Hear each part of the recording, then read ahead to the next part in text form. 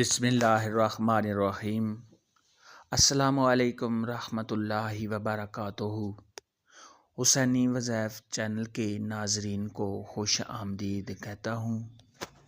آج ایک نیا وظیفہ لے کر آپ کی خدمت میں حاضر ہوں۔ آج کا یہ جو وظیفہ ہے یہ بہت ہی آسان اور چھوٹا سا وظیفہ ہے۔ اس وظیفہ کے کرنے سے آپ کو پتہ چل جائے گا کہ ہمارے گھر میں جادو ہے یا ہمارے گھر میں جنات کا اثر ہے۔ اس وظیفہ کے کر لینے سے آپ کو معلوم ہو جائے گا کہ ہمارے گھر میں کسی قسم کا کوئی اثر نہیں ہے۔ تو آپ نے کیا کرنا ہے، اس وظیفہ کو کر کے آپ اپنے بارے میں جان سکتے ہیں۔ اس کے بعد آپ کو کسی پیر یا عامل کے پاس جانے کی ضرورت نہیں ہے، کیونکہ یہ چھوٹا سا عمل ہے۔ اس کے کر لینے سے آپ کو پتہ چل جائے گا کہ ہمارے گھر میں جادو کا کسی نے اثر کیا ہوا ہے یا ہمارے گھر میں کسی جنات کا اثر ہے۔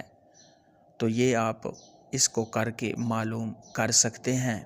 تو آپ نے کیا کرنا ہے، تو صبح صبح جب عورتیں گھر میں جھاڑو لگاتی ہیں، اس جھاڑو کے لگانے سے جو مٹی اڑتی ہے، گرد و غبار اڑتا ہے، تو اس پر آپ نے 7 مرتبہ لا حول ولا قوت الا باللہ العلی العظیم پڑھنا ہے۔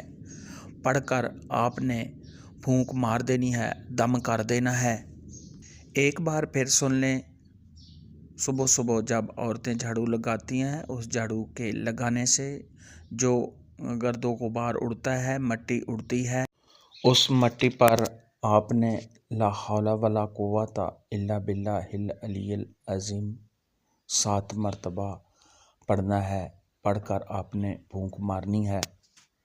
اگر آپ کو اس میں سے کوئلے کی بو آتی ہے تو آپ سمجھ جائیں کہ ہمارے اوپر جنات کا اثر ہے۔ اگر آپ کو اس مٹی سے گوشت کی بو آتی ہے تو آپ سمجھ جائیں کہ ہمارے اوپر کسی نے جادو کیا ہوا ہے اور ہمارے اوپر جادو کا اثر ہے۔